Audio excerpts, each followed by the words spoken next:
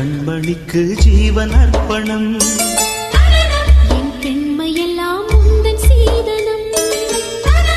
உன் சீதனங்கள் என்ன நூதனம்.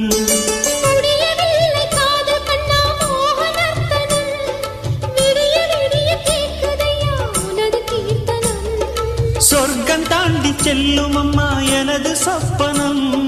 போக போக காண வேண்டும் புதிய தரிசனம். என் கண்ணனுக்கு காதல் வந்தனம்.